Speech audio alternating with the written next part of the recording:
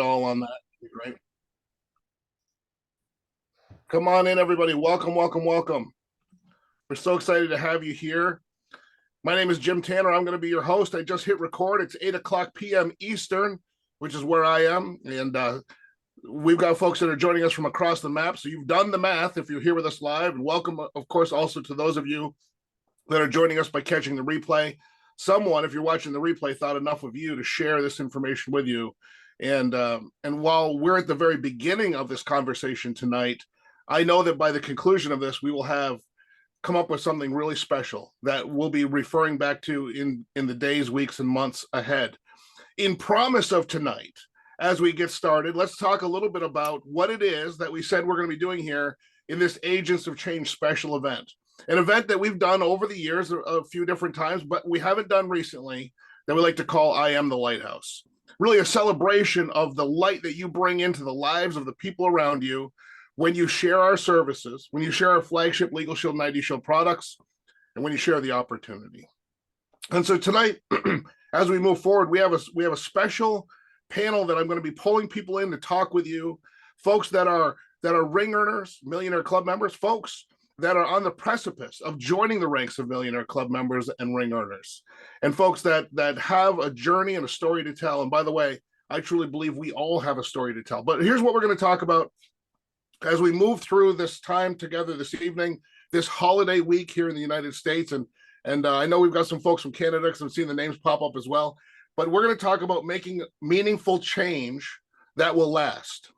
You've all heard me say in the past, I'm sure you've heard this before, let Legal Shield change you. 20 years later, looking back, I can't recognize the person that I was that joined this company, that signed that associate agreement. Because the reality is that I had to become somebody completely different to achieve the things that the person that joined this business was not able to do. And many of you, again, you know my story. When I joined this company, I was working and commuting. I had two jobs. I was working and commuting 80 hours a week. And although my basic needs were met, I was still falling behind every day, choosing routinely between food and gas. The fact is, 20 years later, there's people right now that we can share this opportunity with that are in that exact same predicament, that can have the same transformation in their lives that we're seeing from so many people here in our business. So we want to teach you how to focus on making meaningful change that will last. Also, we want to talk about forming relationships that will last. I have seen so many people, what I've called, some of you think that it's harsh, but I think sometimes we have to be harsh to avoid having these problems in our lives. When we have these people come in, they're one-hit wonders in our business. Sure, they rise to the top meteorically, and then they're gone as fast as they got here. Why? Because they didn't form the relationships. Now, in some ways, those relationships are about how we relate to our team members that we're recruiting and bringing on, how we relate to those people, those individuals that are trusting us when we say we're going to sponsor them into the business. But also, it's the relationships like what you're seeing on the grid here today, what we call crossline in our profession. The fact is that I'm here today with the success I've been able to enjoy because of the relationships that I formed along the way. And so many of us are so willing to pour into others, to make deposits into other people. And because of that, we all grow together. We rise together when we form strong relationships. Because those relationships, and core commitment number 9 is a workout partner, but I'm talking about, yes, that, but I'm talking about meaningful relationships. The fact is that it's Legal Shield associates are the people that I can call when I need a shoulder to cry on. And those are the same people that can call me when they're in the same state. And quite frankly, it's not typically people in my family. It's not the friends I've had since grade school. It's the people that ride in this business, walk this journey and path with me every day, that I count on, and I love that they count on me. So we want to talk about forming relationships that will last. And we want to, because we are allowing ourselves to change and transform, we're not holding ourselves, we're not trying to stay the same person that we were yesterday. And because we're developing ourselves and developing relationships with other people, then and only then can we build a business that lasts. And not for a moment, not for a season, but a legacy of a business. So that in hushed reverence, decades from now, in the same way, ladies and gentlemen, in the same way they talk about Dave Savula, in the same way they talk about Harlan Stonecipher, in the same way they talk about Ken Moore, in the same way they talk about Wilburn Smith, they will say your name in the same way. That's the type of business I challenge you to build. Don't be here for a moment. Don't grab the money off the table and then retire to an island somewhere. Join us in the mission and the crusade of changing every corner of every community with this incredible business. Now, I'm going to step out of the way because you're going to be hearing from a variety of voices as I narrate and navigate us through this journey this evening. I hope you have a notebook and you're prepared to take notes. There's no slides. No one that, as far as I am aware, has any slides prepared. So if you're somewhere where you're driving or you're not able to stare at the screen, yes, we're all handsome, good-looking folks, but as long as you're listening with your heart and with your head, you're going to get everything you need out of this information tonight. And for those of you that are capturing this replay and listening to it back, I hope you're somewhere moving your body at the gym. I hope you're going for a walk. I hope you're somewhere living your life and wrapping your business around your life and all of the things that are so important to you.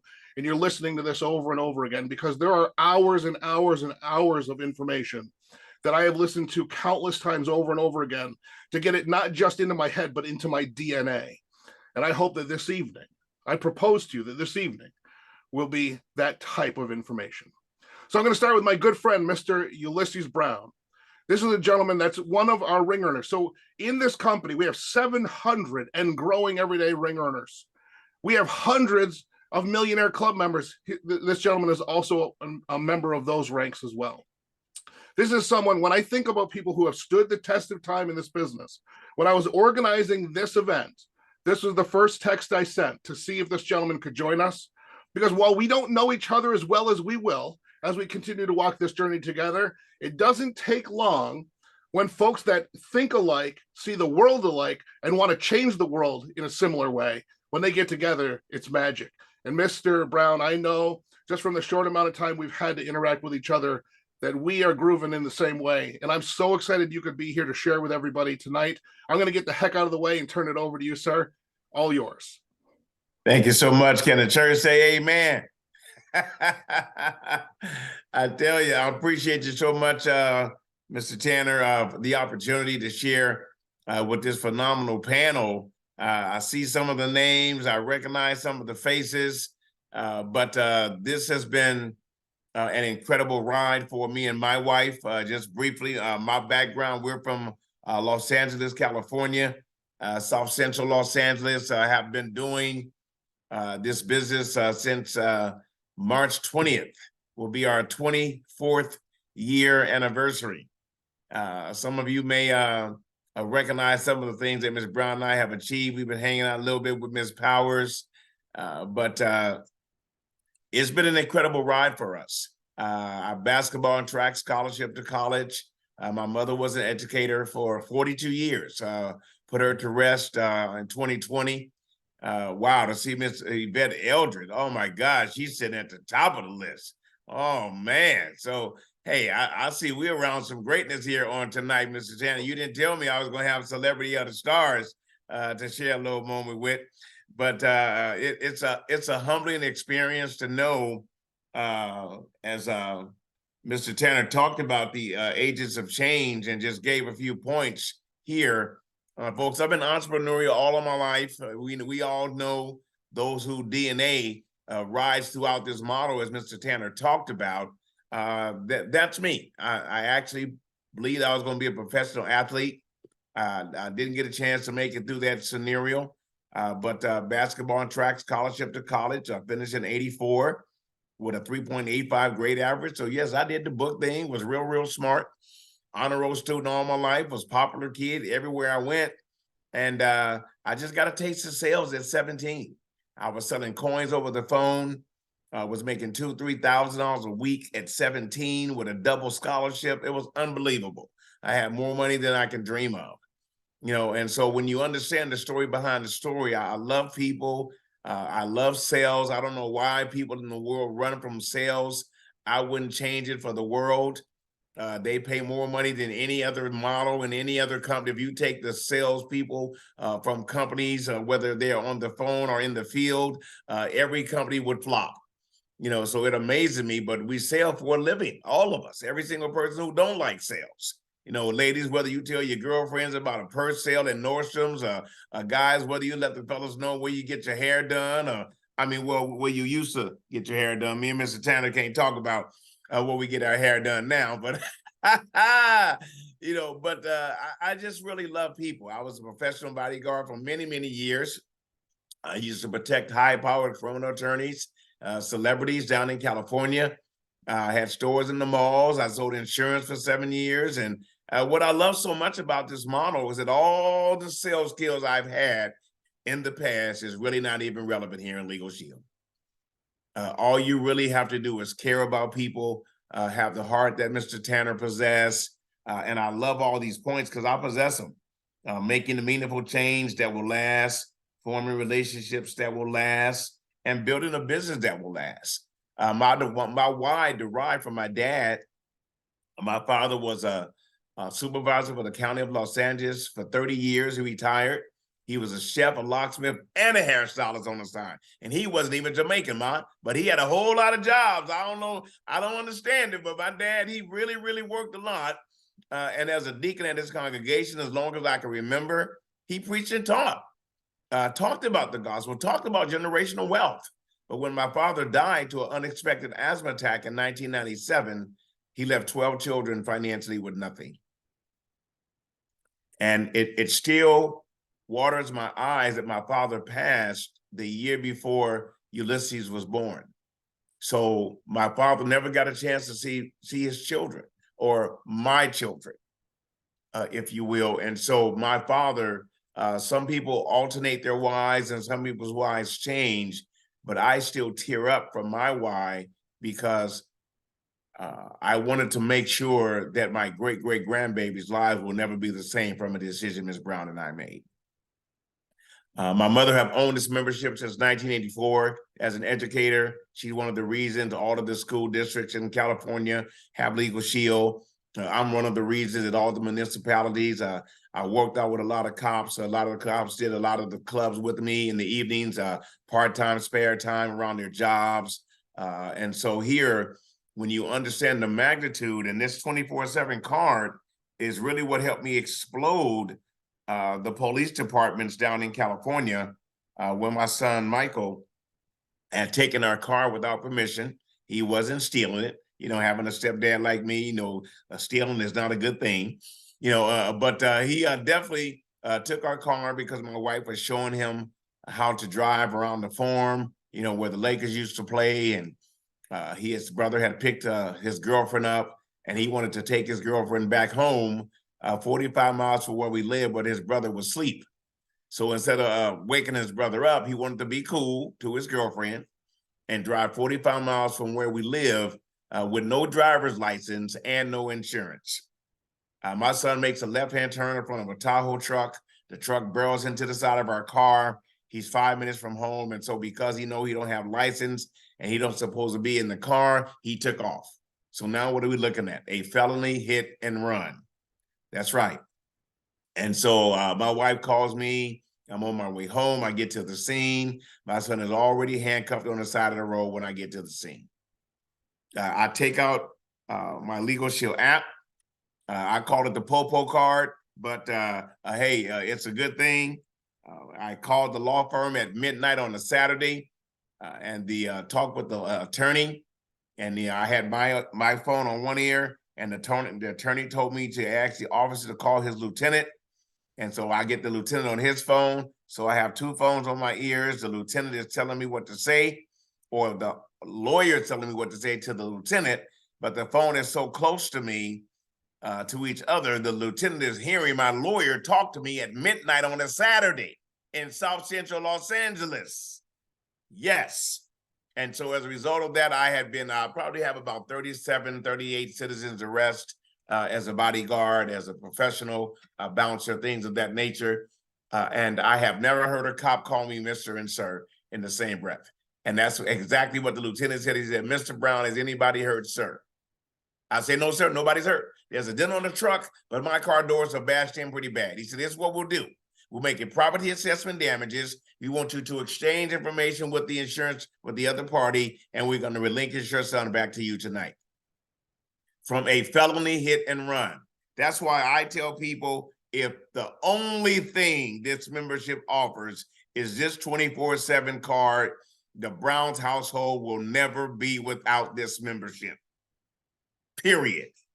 And my cop friends, I ask them periodically, I show them the car. I say, man, what happens when you normally pull over a person with legal shield? They say, Brown, unless they was doing something reckless, I'll give them a warning and let them go. I say, why? They say, man, because they show up in court with them fancy lawyers. I'll be there on my day off and they get the tickets reduced and thrown out. I'm like, really? You know, these are from the mouths of my cop friends. You know, so I just wanted to share that story with you all. I'm not going to spend a lot of time with you, but for 23 years, my wife and I have been with this model.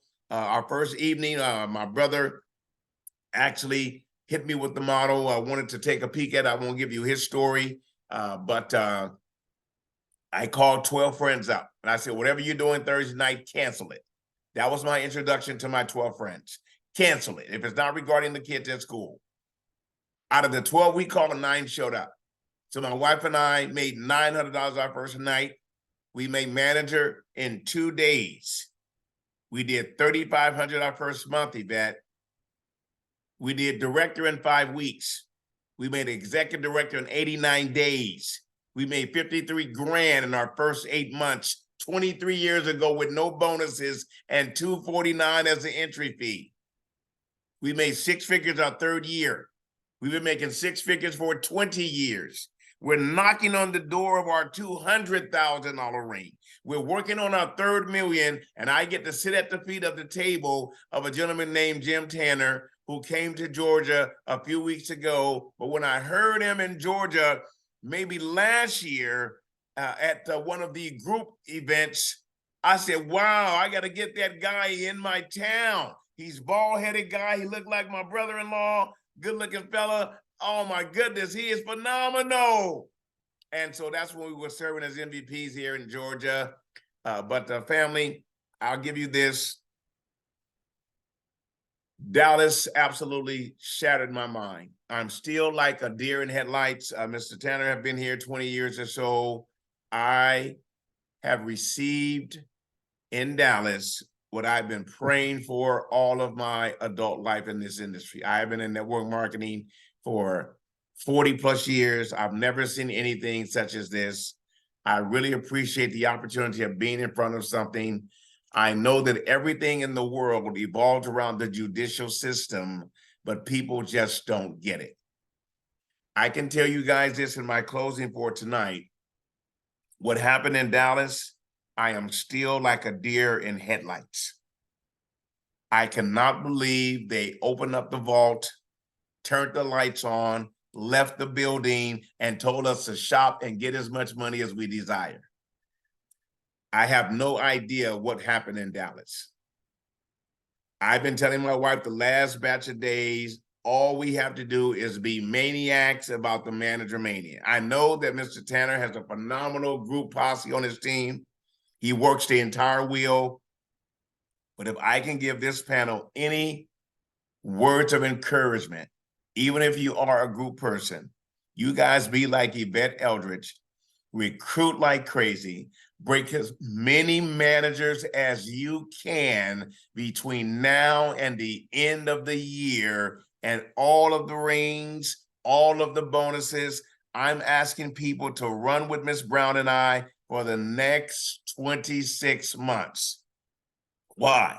Because the end of this year, Manager Mania is done. We already know next year that we have every 90 days that we should be acquiring some more Build Your Dream money, because they're going to pay those bonuses every 3 months as long as you maintain that. But everything starts now with the Manager Mania. The Manager Mania will take care of everything that you desire for 2024.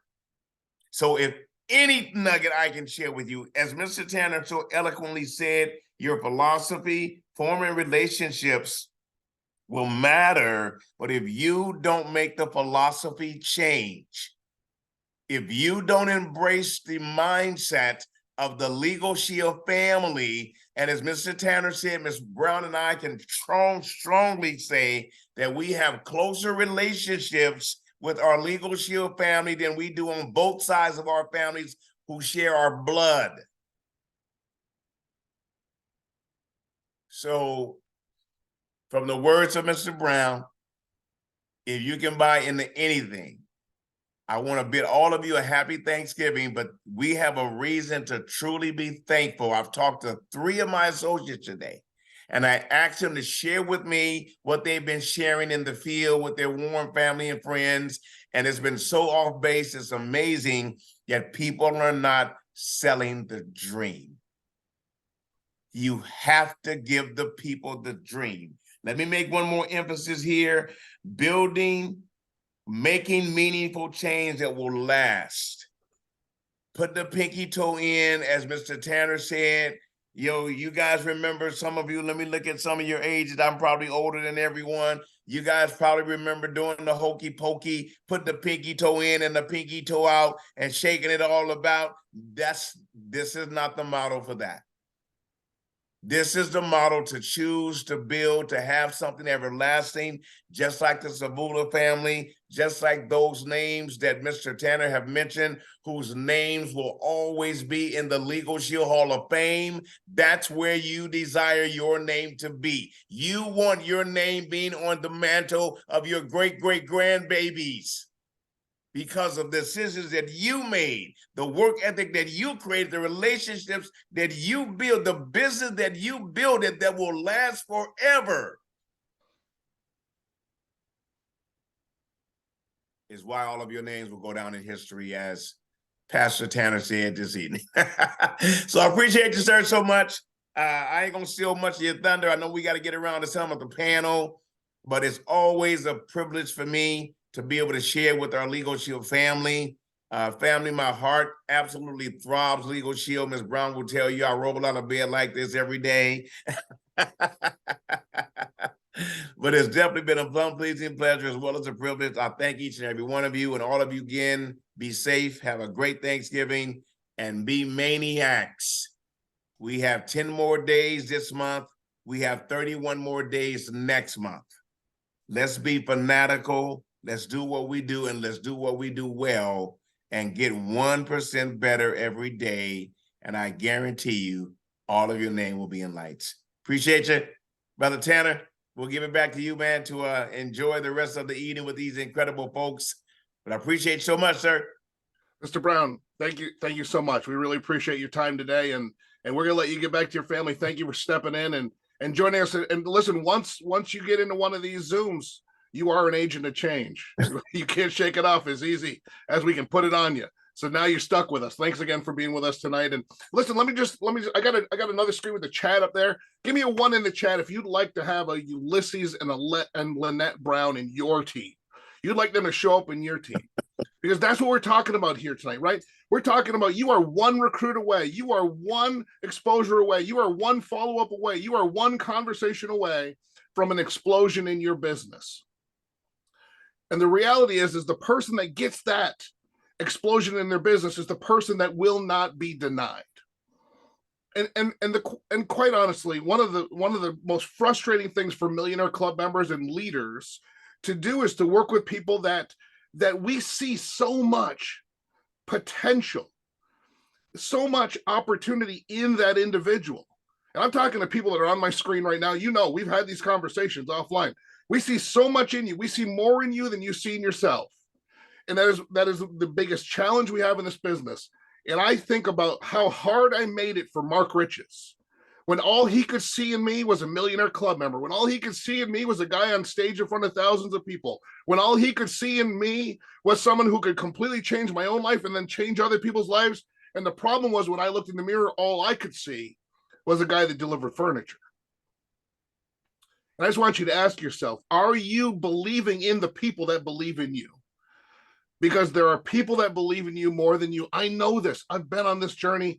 I want to make sure that we shine a bright light on this, because there's also people watching this right now and they're saying, listen, I know who I am. I know I'm going to the top. I've got big goals and big dreams, and I'm going to have big achievements. You won't forget my name. But then you have to also, if that's you, if you have that comfort with who you are, if you know who you are and where you're going, you also have to have the empathy, the emotional intelligence to know that the majority of people joining your business are fearful, reluctant. They don't have that thing that you're bringing here with you. They haven't had a season of preparation that you've clearly had. If you feel that confident coming in, more than likely they're like me. They don't see the possibility in me, even though I saw the possibility in the company, in the opportunity, in the services, in the compensation plan.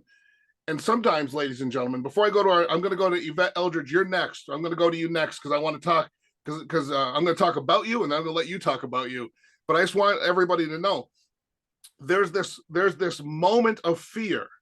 And some of you have felt this. You've been on this precipice where you're standing on the edge and you're looking over and it feels like this is where this is where the line is. This is where I pass or fail. This is where I live or die, is on this line. And the line is this. We know this. Remember, some of you, you've been through my 4 bridges training where we talk about that 4th bridge. The 4th bridge is me. Like, what if the table has truly been set for me? What if everything I needed is really here? Everything I looked for, hoped for, searched for, prayed for has been delivered to me, and yet I come up short. There's so many of our associates. That's the reason they're not doing exposures. That's the reason they haven't made a commitment to 2 presentations a day. That's the reason they're not following up with their friend that they sent the video to, because they just don't believe that they can win. And when we get together as an army by the dozens and then the hundreds of people that know truly that we can win, all we have to do is adjust, change. 10 pages of a good book a day, 15 minutes of an audio that changes our lives. That cumulative effect of that, day after day, month after month, year after year, decade after decade, makes us who we become. And that, ladies and gentlemen, for those of you who have been to Ada, Oklahoma, to our home office at One Prepaid Way, you've walked through that Founders Hall. That's who they put the statues of in there. Is the people that read the books, listened to the audios, transformed their thinking, made adjustments along the way, and more than anything, did not quit. Now, Yvette Eldridge, the reason I want to Mr. say, Tanner, before yes, you sir, invite Mr. Brown. Table, I have to run, even though I'm mad at myself because I need to steal some nuggets from Ms. Eldridge. But we do have our Meet the Millionaire Zoom. Our team Zoom is going on right now, but we do the Meet the Millionaire 5 days a week straight. So I just have to bid the family a farewell. Mr. Tanner, thanks again. Ms. Eldridge, whatever you share, I need to play back because I need some nuggets from you and see why you way, way, way at the top. So happy Turkey Day, everybody. Love you, brother. I love you. Appreciate you so much. And you guys have an incredible evening. We'll see you soon, sir. We'll get you that replay. All right, Yvette Eldridge, I know you're sweating down your back because here we come. Because here's what's going to happen. Yvette Eldridge, that everybody knows who Yvette Eldridge is right now. I know. Nobody knew who she was in this company for the last several years. Now I knew. Nola Fennessy knew who she was. There was a group of people, but I'm talking about a breakout star, having a breakout 23 is Yvette Eldridge. And Yvette, I need you to share this journey that you've been on. I need you to talk about what you've been doing. And I really, with all love and candor and kindness, I don't care about the how-tos because we got the how-tos. I care about your journey of realizing who it is you truly are and how you're going to impact people in this business. Over to you. Well, first, I wish people would forget who I am, but you're not going to let me. So let's start there, right? Sonora knows, John knows. So, and the other thing is I want to be now Mr. Tanner and Mr. Brown, except I don't want to be bald. So that we don't want to do that either. Chris Curley, you got it going on too, and that's not a look I want.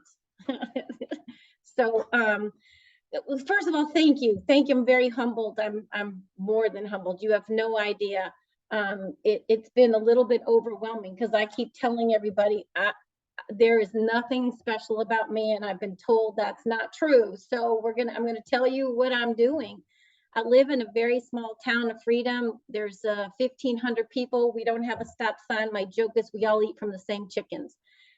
There's truth to that. You drive down down the hill rather, and there's a little grocery store, and everyone brings their chicken. There's truth to that. So I say that if I can do this and know no one in the town, because everybody knows everybody, so I try not to know anybody, so they don't know my business. I'm meeting people all over the place, and yeah. So that's how that started. So I just was selling plans. I signed up for Legal Shield because my brother came to me and I signed up for everything. And this time I'm like, okay, I am not just signing up for one more thing. I'm going to check it out and see if this is something that I really wanted to do. And I'm not kidding you when I tell you that I went to at least 7 weekly meetings, 7 briefings, whatever. I went to at least 7 of them, and I asked every single question under the sun to the point where they were rolling their eyes and they figured out that I wasn't going to sign up.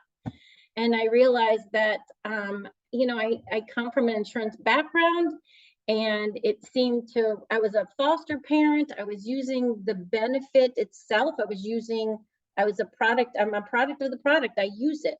And so then I thought I would add it to my wheelhouse because it really just made sense. I worked with from large national accounts down to one-offs. And I like small business owners. I think that's where my niche is. I love working with them because they just don't know what they don't know.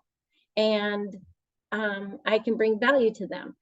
So I added that to my wheelhouse, and I was just selling plans. And then I went to an event and I plugged in, and there's a season for everything. Wouldn't you say? So, you can hear a presentation and you hear it over and over again. And then one day you hear it and you're like, what? I just heard. So I was really hearing about recruiting. And so in January, I decided, okay, I'm going to give this a 90-day run. I'm going to try to do this. And so I made a shift. And so 2 things happened. Everyone makes their goals. I want to lose, 20 pounds by this date. Well, that never works for me. So I wasn't going to do that. But I decided I would pick a word. And my word was bold. I was going to be bold, but I was going to be bold in my ask. I was going to be bold in everything I did in my, I'm a deacon in my church and even in my marriage. I was just going to be bold in everything I did. And in Legal Shield, what I didn't do is I would sell plans, but I wouldn't ask them if they wanted to recruit. If they wanted to, yeah, okay. And I just really didn't pay a lot of attention to it. This time I was going to be bold. And so I never, and I don't, even to this day, leave a conversation without asking them if they would like to see the opportunity. I never leave that. Now, the conversations may be a little bit different because of how they go, but just before I got on this call, literally, you could see me, I was on the phone. I was with someone who saw me on Facebook, and I reached out to them months and months and months ago. I have no idea who she is. She had to tell me who she was. In fact, she had to tell me what I messaged her because I messaged so many people, I didn't even know what I said to her. And she was like, well, tell me what Legal Shield does. And I explained it to her. And I'm like, wait a minute, before you hang up, let's really talk about this. And I asked her if she wanted to see the opportunity. She said, she sold me. I'm going to call you tomorrow night, and I have another recruit. Well, I don't count my chickens until they're hatched either. But, if it works out, I'll have another recruit. So I never leave an opportunity. I never talk to someone without asking for a referral. And I never not ask them if they want to see the opportunity. Now, what they don't know is that while I'm asking them questions, I'm interviewing them. I really want to know that if they're worthy to be on my team. And I really want them to have come from a place of contribution. I want them to be honest, and I want them to have a passion. I want them to have a vision about wanting to help people, and I can show them the rest. So there's that piece. So that was my shift, and so that's what I did. But here's what happened. My real shift came from plugging in and really plugging into Mr. Tanner's calls. He has a way of delivering hope to people. He has a way of delivering value, not just in our vision of equal justice, but in the ability to make a difference in the lives of people. And so I started looking back at my book of business, and I started looking at what I was doing. And then every Friday I meet with a Legal Shield woman who's not on my team.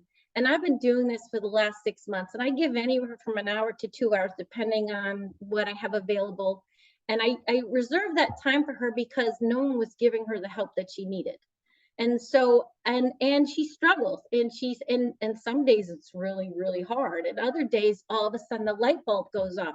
But she does the work. And if she's going to keep doing the work, then I'm going to keep giving. And so that's where I was coming from. So I would listen to Jim, and I realized it really wasn't about the money for me. Yeah, do I have bills? Absolutely. You have no idea what's even going on in my house. I got a lot of bills. So what I realized, and I've always realized, that I really have a heart from helping people. And if I come from a place of contribution and I give, I get. And so when I decided that I was letting Legal Shield change me. I heard you say that in the very beginning. It really did change me. And what changed was my posture. I started believing that I was a part of a vision, that was a mission that was so much bigger than myself. And then I started thinking about, okay, here's what I know. My niche is small businesses. Now think about this. 98% of all businesses are between 1 and 100. 78% of that 98 are between 1 and 4 employees. And yet, if you look at COVID, we tanked. There were so many businesses that tanked. And so we talked about in the beginning relationships and how important relationships were. So I made a part of my mission is really to ask people about themselves. And so when I would talk, I joined a lot of networking events. That's all part of it, right? Because where I live, there's nobody. So I actually would have to drive to a networking event. There's networking events online. There's BNI, there's chambers. So there's all kinds of networking events to meet different people. Because like I said, I don't really know anybody. But here's the difference. I would rather talk to a stranger any day than to have to talk to my peers. And so the other shift I made was, I promised myself I would start getting comfortable being uncomfortable. And Jim does a really good job making me feel uncomfortable all the time. So here I am sharing what I'm doing. But what I learned is the more I do, the better I get as well. And so when I talk to people, I really ask them questions. Tell me about yourself. What are your passions? What are your goals? Do you have children? Do you not have children? Do you have dogs? Do you have children going off to college? Like what is it that, do you like to hike? Do you not like to hike? Do you like to cook? What is it about you that makes you who you are as a person? And then tell me what your business is and how you got to it and why you got there. Because what I realized was I was in the business of caring. And if I couldn't figure out what was going on with that person, I couldn't problem solve. So I would ask them, I really would ask, people like to talk about themselves, and so I just let them talk. And you ever see that? You walk away and they're like, oh, that person's really nice. And you thought, oh, I never said anything, right? And that's because they like talking about themselves. So if I go to a networking event, I don't like to be in the middle of anything. I don't like to be in the mix of anything. I like to stand on the side. So do those introverts. They don't like to do that, but they like to network. What I found was I could have a better conversation with them because there wasn't so much noise and I wasn't competing with anyone else. And then I would ask for their card and I would write a little bit of something on the card. And oftentimes I wouldn't even talk about Legal Shield. I would say, you know what, let's just save that for another time. I'm really here to meet a bunch of other people. I'm so glad I met you. But then I would write something that I could remember about them so that when we followed up with each other, I could say, oh yeah, you went on that vacation. How was it? Or, whatever nugget they gave me. So I do a lot of networking, and I do believe people buy from those they know, like, and trust. And I know that when they buy my service, they're not just buying Legal Shield, they're buying Yvette. They're buying who I am. And so that's where I tried to get them. That's the place I like to get them to. So I like small businesses. And so that's where my niche is. But here's what I also realized. Do you know how many people don't have $49? Like, it blows my mind when they say they can't afford it. And I'm like, hey, look, it's 2 20s and a 10 and I give you $1 back. And they're still like, I got to move money. I got to figure this out. And those that really want to do it, figure it out. This lady that I was just talking to 5 minutes earlier, she's like, you know what? So what you're telling me is I need $80 by tomorrow. I'm like, yes, that's exactly right. But I'll show you how to do it and I'll help you make X amount of dollars. But here's what I ask people. When I got on, I heard you say, let's talk about the dreams. Relationships were important. And I heard Jim say, we're selling people on the dream. Well, most people don't have $480 of extra money if their tires blow out or the refrigerator goes undone. Like, they just don't have it. And so if you're coming from a place of contribution, it's not even just our mission of equal access to justice. It is about the hope that you're able to give to someone where they actually can have a dream. And so the question I started asking people, and I hope I'm not boring you here, is that I asked them, how much money do you need to make in Legal Shield in order to pay all of your bills without having to touch any of your current income? And the reason why I asked that is because before I asked that question, because then that tells me what their dream is. It tells me what they could do with it, what it would feel like, how it would be. And that's when I start allowing them to believe in that dream, that I could help them get there. The other piece is I've learned to say, are you willing to do exactly what I tell you? Now, I am not good at this. I'm learning to be better. So I say be a master of your business. There are pieces that I'm not that great at, but I'm getting better at it, because the more uncomfortable you get, the better you get at it. And so I'll start saying, are you willing to listen to me? Are you coachable? Will you do exactly what I tell you to do? Because if you're going to do exactly what I tell you to do, then I'm willing to invest time into you, because time is money as well. But I want someone who wants to give me, they're going to put the effort in. And if they're going to put the effort in, then I'm going to give them my time as well. So that's kind of what I've been doing. I don't know if that helps or anything, but what I do know is that just yesterday, well, this is what you also don't know. And I'm not saying this for you to feel sorry for me. We say this is a system and it's meant for busy people. Okay, I had no idea. In the last 2 months, I've had 6 people in my family die. No, there's no joke to that. I got contractors at my house. I found out that my house was painted 2 different colors. Like, you can't even make this up. And it is a nightmare. And my husband's upstairs with COVID. And then I'm doing all the cooking now because he used to do some of it. Like, like I got it all going on. Like, and it's hard. And yet the other day I'm like, oh my God, I haven't done anything. And I got on and did what I needed to do. And now I have 6 recruits. And just yesterday, I have 2 families who, one is just ultra shy. Her husband's laid off.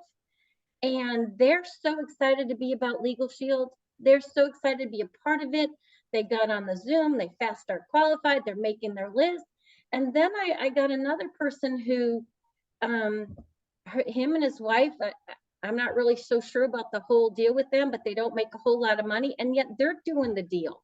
And they're asking questions and they're pouring into me and I'm pouring back into them. And there's no better feeling than I'm able to help someone that really needs to make some money, who $500 to $1,000 extra month will change their life. That makes a big difference in their life, because they don't have that. They don't have $480 in their bank. And that's the part that drives me and motivates me, is that I can make a difference. If they really want a piece of a dream and they want to make their dreams come true, then I can at least show them how to get there. I don't know if that makes sense, but that's what's working for me. Yvette, I'm just going to thank you so much for that. So, and you'll see it in the chat, and you'll see it on the screen, that people really appreciate your point of view. But you just recently had a chance to speak with Melissa Peters. You didn't mention any of that. Yvette is about to take over as our new field trainer for the region here, where I'm the vice president. But Melissa Peters was saying, hey, who give me the names, Jim. And this was the name I gave her. And here we are. So maybe you want to talk for a moment about that conversation, because what I'm trying to help other people understand is there's layers of realization where you start to understand who you are in our eyes. And I think this was one of those moments for you. Yeah, it's humbling. You know, it's Mike Riches has called my phone. Melissa Peters calls I'm like, oh my God, it's really very humbling. But what's more humbling is when they see that you're doing the deal. And really, you you have to work it. This is a business. You've got to put the time in, you've got to work it. It's not going to work by itself. But what I've learned is that, like, the people on this team, you all are amazing. I can call Sonora, I can call Jim Tanner, I can call John Fennerback. Although John, I was calling you Fetterback, and then Jim told me he liked that name better. So, so that's why you're Fetterback, not Fehrenbach. So, anyway, on another side note, it's about pouring into each other and helping each other out. And what Jim made me realize is that if you help each other out and you tap into each other, we all have different skills. We all bring something different to the table. We can all rise together. And it doesn't matter whose team you are. If you come from a place of contribution, other people are going to see that. And so I had a conversation with Melissa Peters, and what was nice about it was that she saw something in me that I didn't, that Jim is seeing in me that I didn't really see. I just do my thing. I don't really think anything of it. And for her to say that she would like to coach me and she would like to be on the leadership council for small business was quite an honor. And so what we're going to do, based off of what little I do know about it, is it's really about turning full service associates and helping them rise even on the Ruby side of the house. Because on the business solutions, you got Ruby and Sapphire and Emerald. Well, if you look at the people that are in the Ruby side of the house, there isn't anybody. And so our hope is that people get more comfortable in posturing themselves with the different options that we're offering with Legal Shield. And then as they're offering it to small business owners, then they'll rise in the ranks of Ruby and then into Sapphire and Emerald. But here's what I do. I'll talk to a business owner and I'll sell them a business plan. And then I'll say to them, you found it important and you saw the value in empowering and protecting your business. So you might want to, does it sound like something you should do to empower and protect yourself? Because at the end of the day, if there's value in empowering and protecting your business, why wouldn't you want to do that to yourself? And then let's look at your employees, and I speak to absenteeism and presenteeism workforce. And that's how I'm slowly growing in the business solution side of the house. And I think that's the piece you saw, Jim. Really, honestly, that's about all I know. So was that helpful? Yes. Well, I'll tell you what Yvette Eldridge doesn't realize, because you can't see the picture if you're inside of the frame, which is that when I went to events in New England, she was always there. Of course, this was before COVID. And she was at the events. And then, we did COVID and we did everything online. But also, anytime she asked me how to do something and I told her how to do it, she just went ahead and did it that way. She just trusted that the people that she was asking for help would give her the help that was the help that would be helpful. And which sounds really clear, right? But that's not what most people do. What most people do is ask you for help, and then you tell them how you can help them, what they should do, and then they tell you why that won't work. But that's not what Yvette did. You actually were very coachable, and you're creating this chain reaction of coachability by demanding that of the people that you're working with as well. All right, Yvette, we're going to let you go on mute. Stay with us. We're so grateful for you. Thank you for your contribution tonight. And listen, once you cross over, once that white hot spotlight hits you, it often stays forever. So enjoy it. We're going to go to Sonora Danzler in a second, but not yet, because I wanted to just talk about one thing, which is that when we're here together, one of the things we have to talk about is the pragmatic part of our business. If you want to build a big team, I'll say it like this. All of the stuff we're talking about, where you transform who you are, you get better at growing. You read the books, and isn't it interesting that somebody can live 30 years of their life, then they write a book about those 30 years, and then it's about 300 pages, and then in 30 days, reading 10 pages a day, you can consume that 300 pages. You can learn what they learned living 30 years of their lives in 30 days if you read the book, and most people don't do it. That is the ultimate form of leverage when it comes to knowledge. It's something that they give us on, as soon as we become children in school, we start reading and learning from the people who lived a life ahead of us. And then at some point as adults, most people stop doing that. And they stop learning and they stop developing. So when you come back into Legal Shield, that's one of the first gifts you get is millionaires tell you what to read. But it's your business, so you get to choose whether or not you take that advice. But the folks that are reading the books, listening to the audios, transforming their lives, following the 10 core commitments, showing up at events, building relationships because they're at the live events with Sonora. That's why I didn't want you to go yet, Sonora, because Sonora Danzler has made herself famous for what? Hashtag be in the room.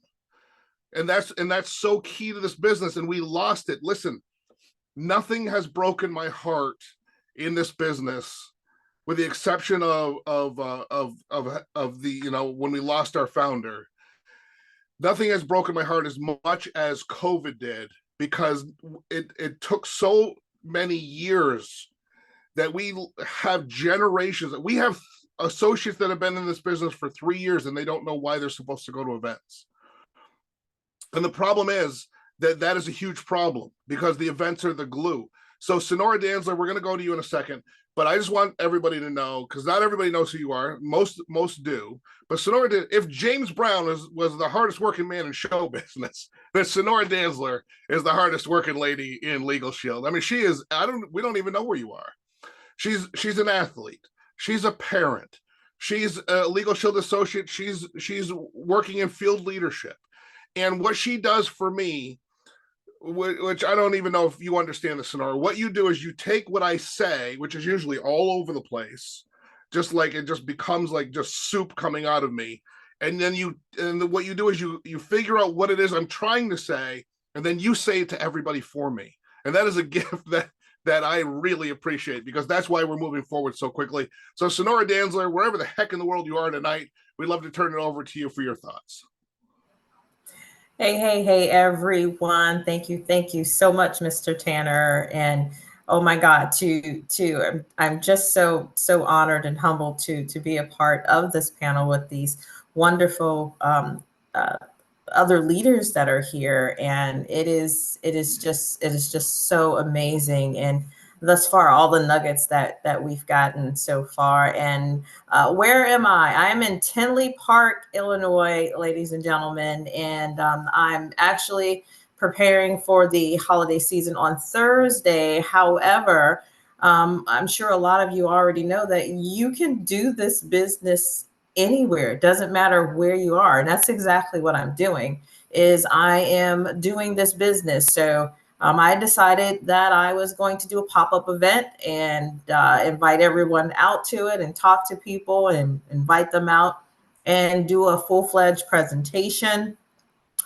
in the hotel lobby business center area is actually where I did it. So I set it all up and, waited for people to come. Also did it virtually online just in case people couldn't get here.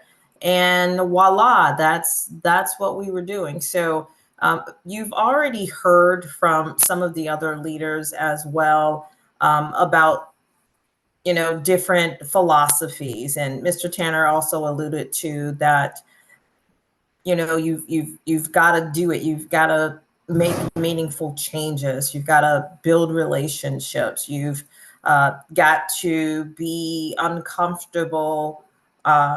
You've got to get comfortable with being uncomfortable, basically.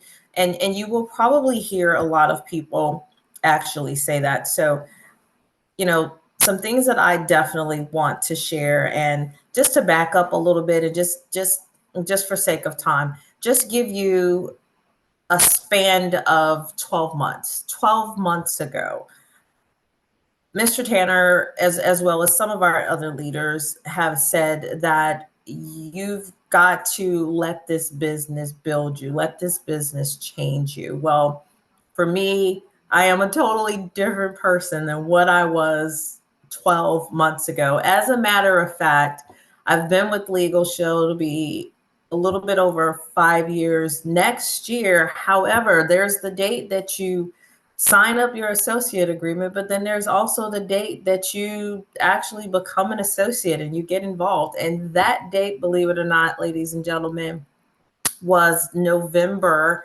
a year and what is this, November now, a year, and we're probably in a couple of weeks now this month. So a year ago is when I decided, I drew that line in the sand and I said, hey, I'm just gonna go for broke or go for no or just do it. So I've learned so much. I've gained so much. I've jumped completely out of my comfort zone that you would not even recognize me. So this Sonora that you see right now was not the Sonora 12 months ago. Yeah, maybe I was, talking a little bit and doing this here and doing that there, but this Sonora that you see right now was not the same Sonora. This Sonora has learned so much. And how did I learn these things, you ask? Well, hello, hashtag, where should you be? Put it in the chat, everybody. Just put it in the chat. You should be in the room. It is so important to be in those rooms because just like you heard Yvette said, just like you heard Mr. Brown said, that you get information that, yeah, you may have heard it before, but for whatever reason, it was your season and time to be there to hear it. And you heard something differently, and the light bulb just goes pow in your head, and you're like, whoa. And I've gained friendships and relationships with quite a few Millionaire Club members. Mr. Tanner actually says the other day that I have our CEO's number on my speed dial. Well, I don't have his number on my speed dial, but I actually do have a direct way of getting in contact with him. I have direct ways that I can, reach out to Millionaire Club members and call and say, hey, I need your help with something or assist them in something. And no, I don't do that all the time, but they reach out and they assist me, and I'm not in their upline or downline or sideline or whatever those things are. So those are some of the things that I've gained from being in all the different rooms. And the rooms can be close to you, or they could be across town or across country. You need to get in them. And guess what? If you don't have rooms in your area, in your neighborhood, then create them. Why not? That's something that I did. We didn't have rooms to be a part of in the Colorado Springs area. So I said, I'm going to create those rooms. I'm going to create the rooms so that other associates can come to those rooms. They can invite their guests to those rooms. They can hear about this amazing company that we have and this fantastic, unique opportunity that we have available, that's available to each and every person that we talk to. We share the information. That's what we do.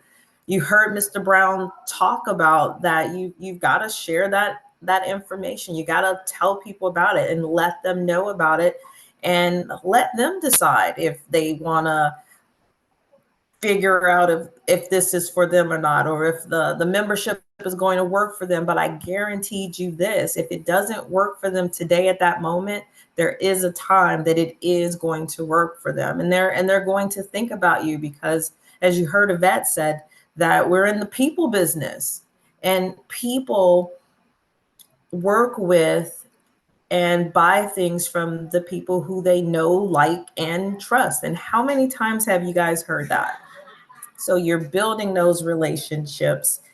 And by doing so, then it also builds your business. So I put on events. Whenever I travel, I will put on a pop-up event. I don't care. I'm just going to do it because there are people wherever it is that I'm going that have not heard about Legal Shield and ID Shield and our Wheel of Opportunity. And I'm just so excited that I've got to share it with them. And yes, we do live and we share that information with them. And I'm just so excited about 2024, and I'm way past excited, but you know what? I'm not waiting for 2024 to get here. I'm doing the things that I need to do,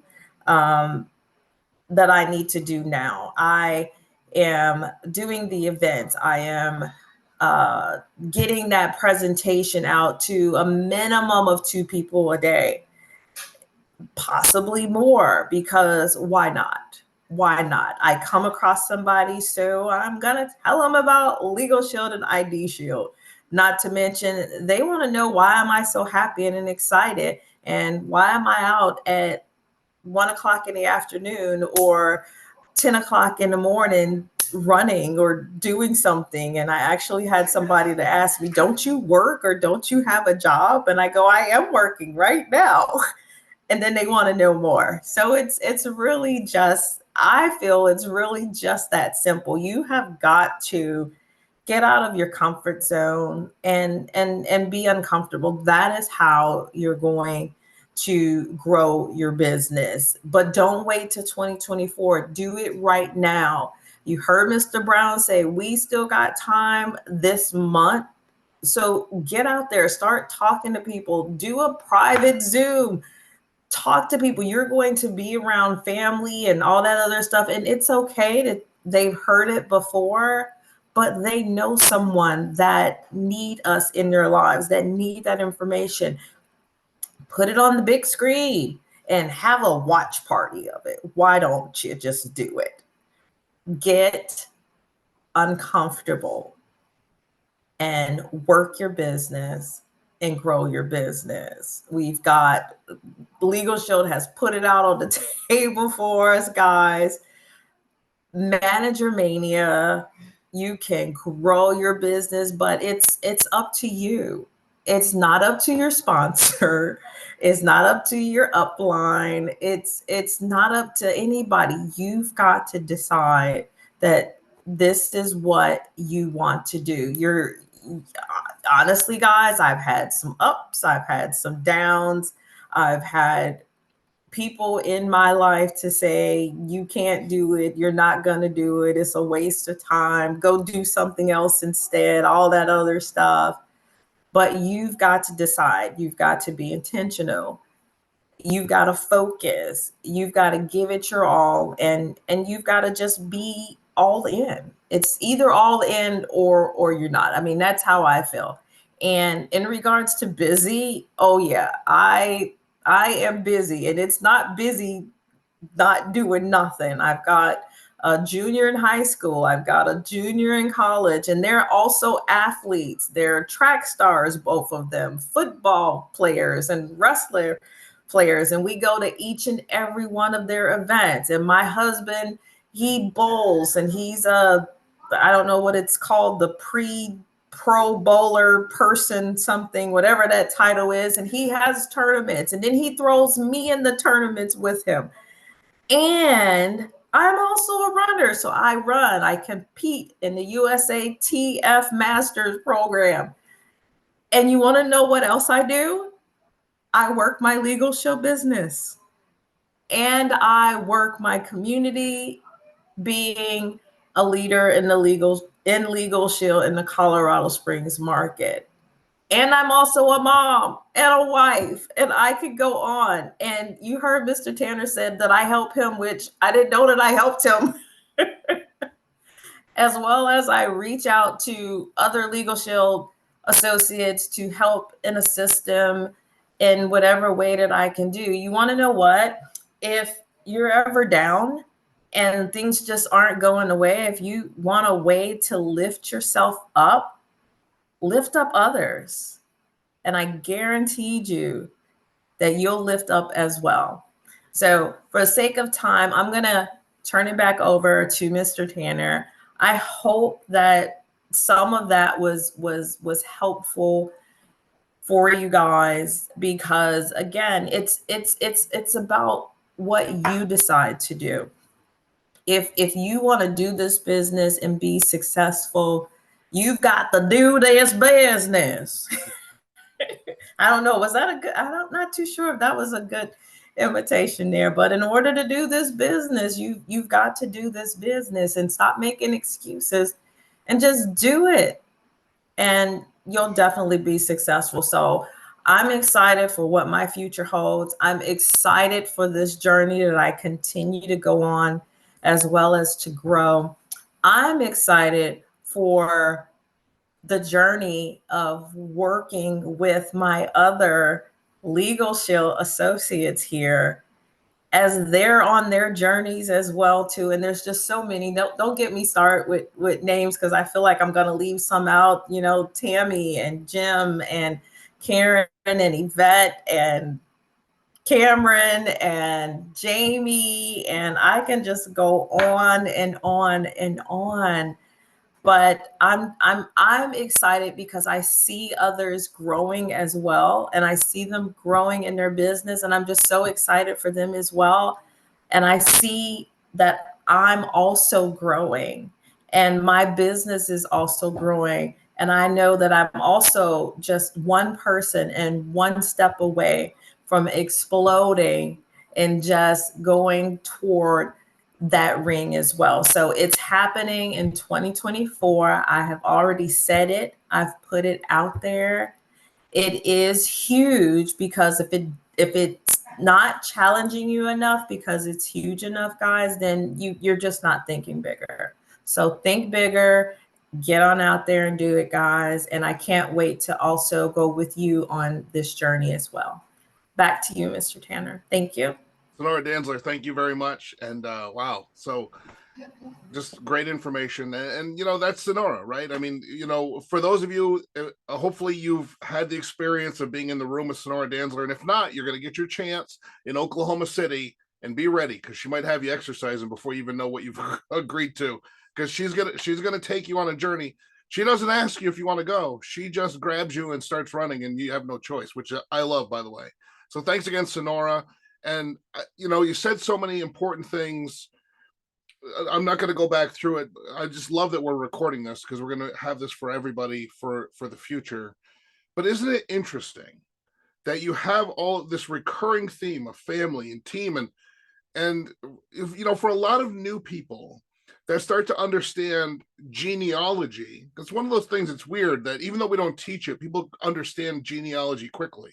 They start to understand upline and downline pretty quickly. But I want to make sure that in this event, you understand, and you've seen it, we transcend that, because team is not upline, downline. That's just who sponsored who. And that is all important, of course, in our profession. But team is so much stronger of a bond. Family is so much stronger of a bond. And this is the family that you choose.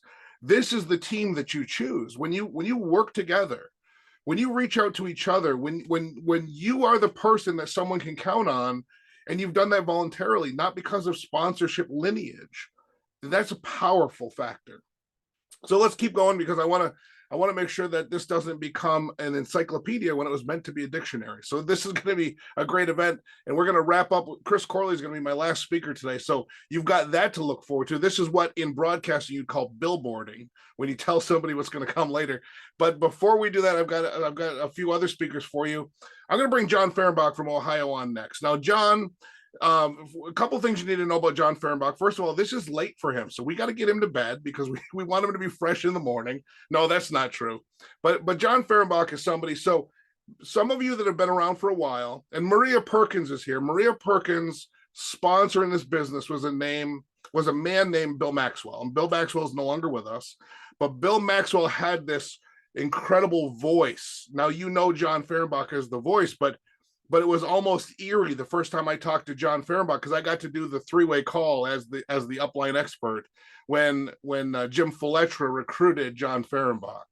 And not only did he have that sound that immediately reminded me of Bill Maxwell, my first actual producer in this business that I recruited, but also he lived in kind of the same area where Bill Maxwell was, in Pittsburgh, Pennsylvania, and John's over the line in Ohio.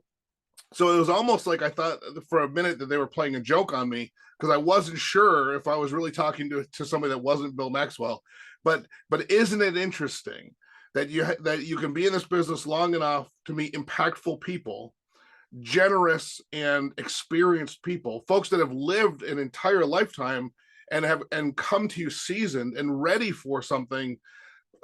Really, it prepared is the only way I could say. So John, before you take over, I just wanted to say that it's been so incredible to work with somebody that came in so prepared and also humble, because I've worked with a lot of people that were prepared and could not command the humility to let somebody else teach them something when they knew so much. So John Fehrenbach was a top recruiter. He's ranked in the whole company as a top recruiter. He dominates in his state. He's someone who came in, he learned the business. He never pushed back. He never said, hey, listen, I know more than somebody else. He's just been a sponge this whole time. And now not only is he having the success in recruiting numbers, but now he's starting to see that flourish as it duplicates below and beyond him. John, the floor is yours, sir. Take it away. Jim, thank you for those kind words. I'm humbled by these people around me, and I have been a sponge. And the reason I've been a sponge is because the information that the folks have been willing to share with me is just been immensely helpful. And I mean, I can't. Saying that I'm grateful doesn't do it enough justice, because I am just grateful for people that have been willing to pour into me, and I've taken what they've given me and used the skill set that I've built over the past 60 plus years. We won't let you know completely how old I am, and just envelop that whole thing to create what seems to be going on today. Jim asked me to share this evening, and I told him I couldn't share about my Legal Shield journey without really kind of starting at the beginning. And I'm gonna, this is probably, as I'm writing everything out tonight, Jim, I'm going, oh no, he doesn't have enough time for me. But I'm gonna give you the kind of the Reader's Digest version. So I started in 2021. I'm only been involved in this business a little over 2 years. In 2022, the company came out with this great promotional activity where you could become a part of a team and just recruit your tail end off and get all these fancy prizes. And what do you know, the team that included Mr. Tanner and several others of us on the Agents of Change team took first place in the company. Personally, I recruited 30 plus people in January, February, and March. And because of that, it got my name shoved like 3 billion times into a drawing, and they just couldn't help but draw my name to go to Hawaii. So I was actually able to go on a Performance Club trip, certainly on top of the Legal Shield world, I thought. What I didn't know is that almost as quickly as I was on top of the world, I don't want to say I sank to the bottom. I felt like I sank to the bottom. I kind of built a business on a house of cards. And those 30, 35 people that I recruited, plus the following months, they were quitting as quickly as I recruited them. Could that be because of my immaturity in the business? Sure. Could have been how they were recruited, and I didn't twist anybody's arms. Trust me on that. But I'm certain whatever the reasons were, are the reasons. Anyways, so I'm faced with the decision. My Performance Club, the bonuses were out of sight because of my retention was terrible. It was close to 50, and I know that a lot of people have had, retention has been terrible, worse than that. I was in a negative balance state because of the chargebacks that happen when people leave your team in droves like that. And I was faced with the decision. What do I do? I mean, there was basically two roads in this why. One was, throw in the towel and go find something else to do, or keep going with the business and let's see if we can rebuild this and rebuild it on a foundation that's way more solid than the first time I did. But I couldn't make that decision without talking to some folks. So I reached out to all of our mentors, Mr. Riches, Mr. Tanner, Mr. Savula. And I've never spoken to Mr. Savula, but his words constantly rang in my mind. There's 3 things that you need to do to succeed in this business, and that's recruit, recruit, and recruit. Those words I don't know why, they've stuck with me since I've heard them, and it might have been something that was played in one of his speeches, but those words have rung and stuck with me. And through all of those conversations, and here's how we think you can do it, and if you do, if you decide this is the path you're going to do, you're just going to have to put your head down and keep the blinders on about all the other things that are going on, because you're going to miss performance club checks, you're going to miss incentives, you're going to miss all these things until we can get your retention back to where it needs to be, and get your commissions to where they need to be for you, John. Okay, this at that point, it's, and get you helping people the way you want to help people. And at the end of the day, as a lot of you know, because I'm sitting here in this meeting, I made the decision. I made the decision to keep going. Some of the things, and I got to read this, some of the things that, they told me, right? You can get your retention back. You can get pretty quickly out of the negatives that you're in, and you will start to see PC checks, and you can succeed.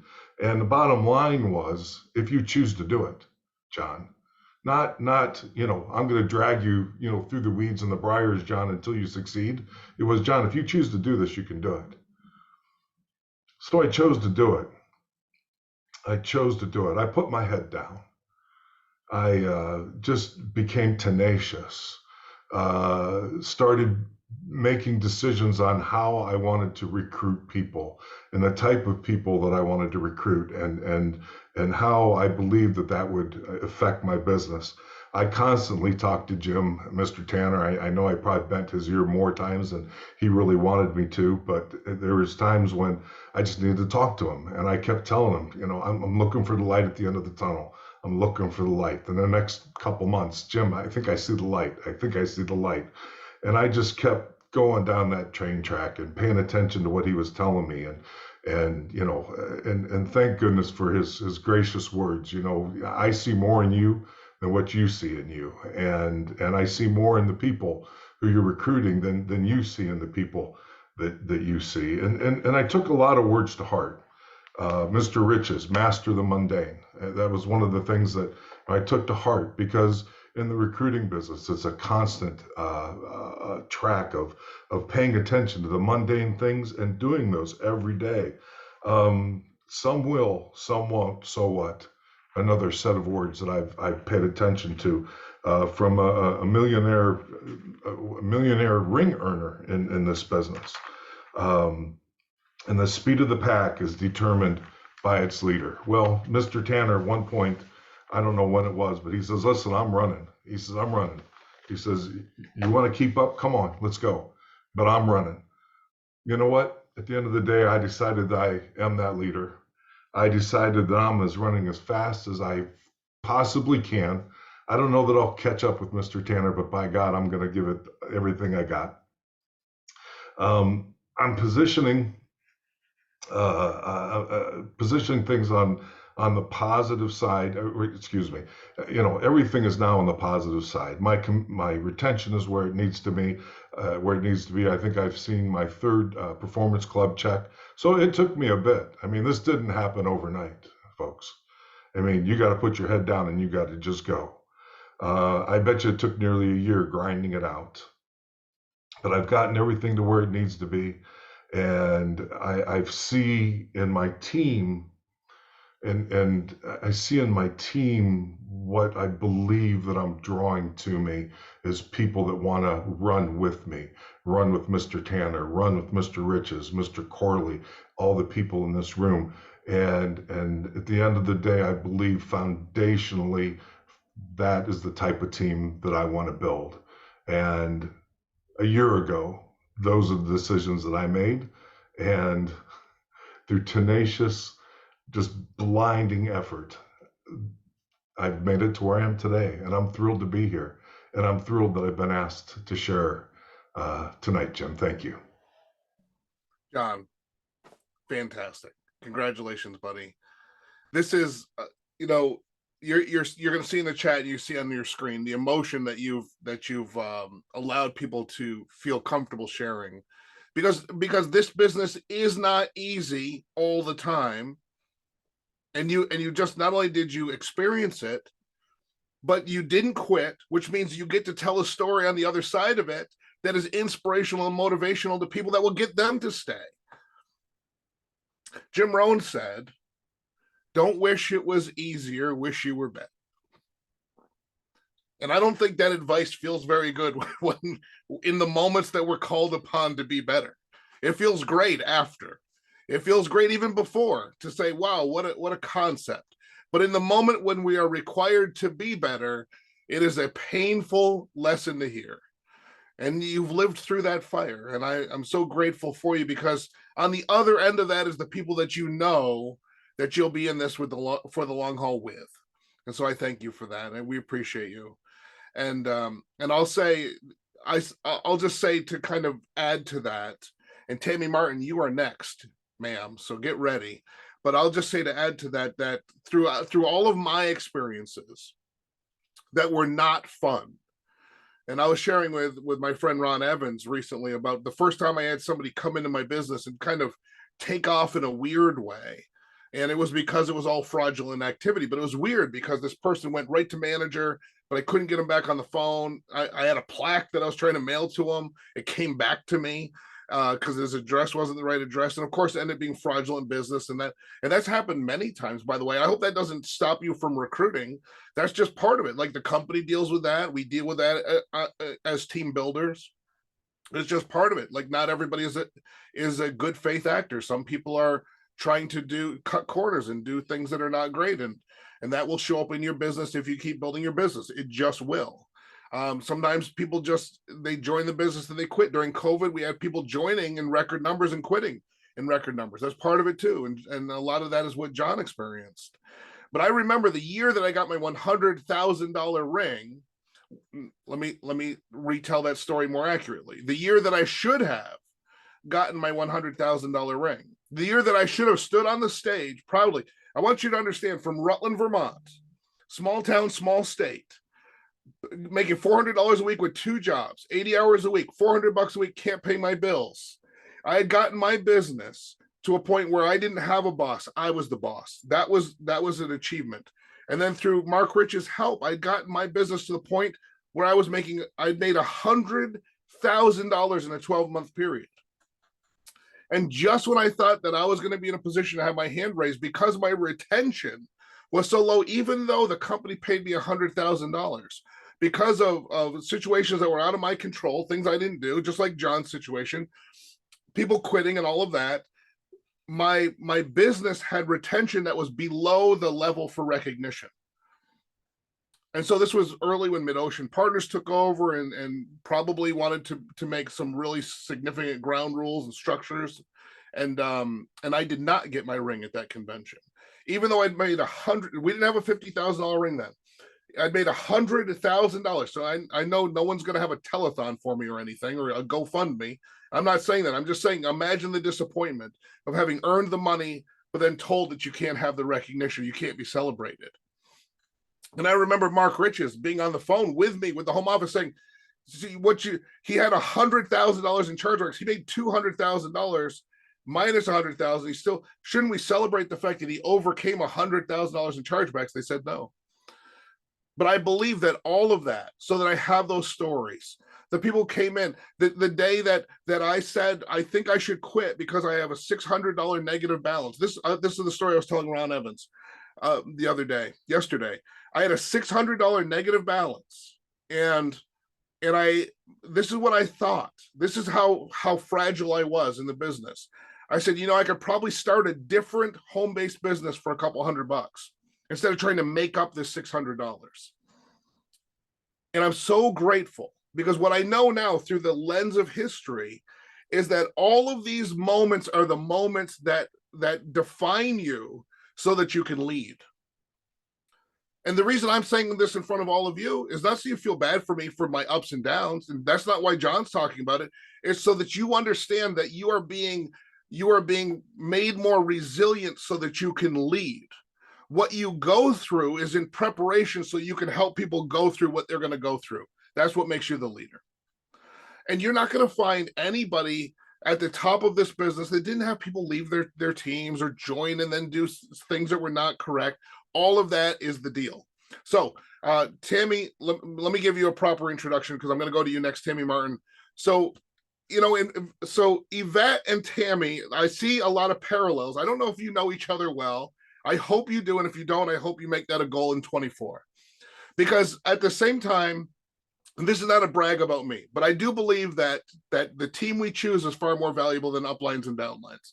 I believe for us to be here 50 years from now, I believe for my daughter and her kids and her grandkids to get paid by this company, that everybody has to win, not just my team.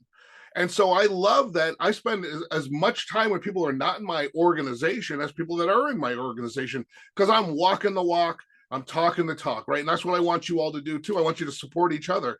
So Yvette Eldridge and Tammy Martin, we've had this parallel relationship I have with both of these incredible women, incredible leaders, incredible people.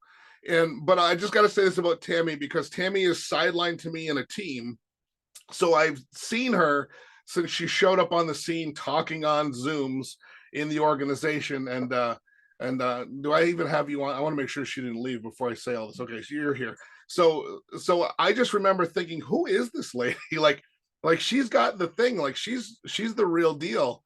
But Tammy, I don't know if you felt this, like in those early days, that I was like, okay, she's got something, but somebody needs to put a little polish on this, or at least teach her what's going on at Legal Shield.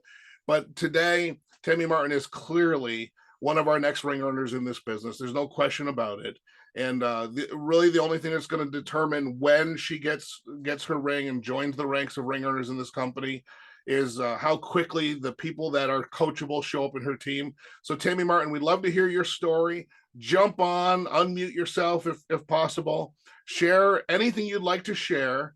And but you only have 3 hours, so you got to make it tight. No, you have a few minutes. We'd love to hear your story. Go ahead. Well, thank you, Jim. Oh my gosh, I'm just so honored to have been asked to speak, and I know everybody has felt that way that has spoken tonight. But my story started. I've been in Legal Shield since 2018, but my story started a long time ago. And sometimes you don't realize how your life comes back full circle. And I was a single mom a long time. My kids are 35, and they were young then, but now they're 35 and 32. So that kind of tells you how old I am. But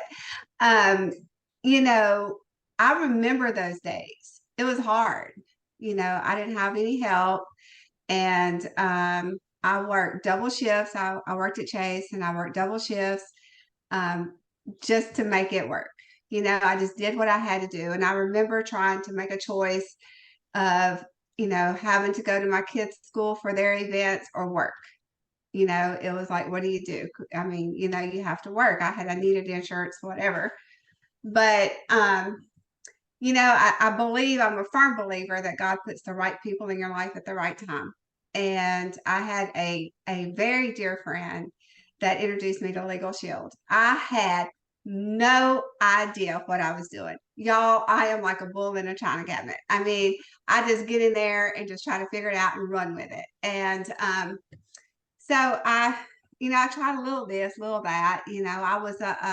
I came from the world of Mary Kay, and had been in Mary Kay for 14 years, been very successful. But had to raise my 2 grandchildren for 2 years. And so that kind of had to go to the wayside. So after all that was over, is when my friend introduced me to Legal Shield. But about a year ago, Jim wanted me to start from about a year ago. So about a year ago, maybe a little longer than that, Jim, that I've been talking to you. But, I was on a Zoom, and I was trying to figure this thing out. I had tried everything from A to Z. I could not, I mean, it's just like nothing was working. I was getting frustrated. And you know how it is sometimes when you just hear somebody speak and it's like, there it is. Like, I need that. I need that. And I heard Jim speak. And, but I thought, I hadn't even told him this, but I thought, he was so big in Legal Shield that there's no way I could get in touch with him. Like, I'm just a little old me in Louisiana, and I want to talk to this millionaire, right? So I had reached out. I had connected with an associate, and I knew that she knew him. And I was like, "Hey, I know you know him, so I need you to give him my number. I need him to call me like now because I need to talk to him." And then the thought left my mind. I thought, "There's no way this man is not going to call me." And I was in my office, and he called my phone. It wasn't 30 minutes later, and he said, "Hey, this is Jim Tanner." I was like, "Well, okay." So let's sit down, and and he really, he answered all my questions. He wasn't in a hurry to get off the phone with me, and that kind of started a belief system because I felt valued at that point. And I thought, wow, this man is calling, helping me. I'm not even in his organization. He doesn't know anything about me, but it did something. And then from there, I started reaching out to different ones. Like I reached out to Chris Corley, and then I reached out to John Fehrenbach, and then, Sonora, and we've all became family, I feel. And that's what this business is. We are all family, but my why has always been because I knew what it was like to struggle, and even when I was successful in Mary Kay, I had people tell me all the time, you know, you've got it all together. Like you're this, superwoman. You can do this and this. And I said, "Sister, you ain't seen this 15 years ago." Because I mean, there was a day when it was hard. And it's the same thing with Legal Shield. It's like in this past year, I have gotten my game plan together. My vision is clear. I don't talk about my goals with my prospects or my associates because they really could care less. All they need is, they just need their bills paid. Like Yvette said, I mean, they're just looking to make some money. And so I try to show them how this can be the answer to their prayers because I have been in those shoes.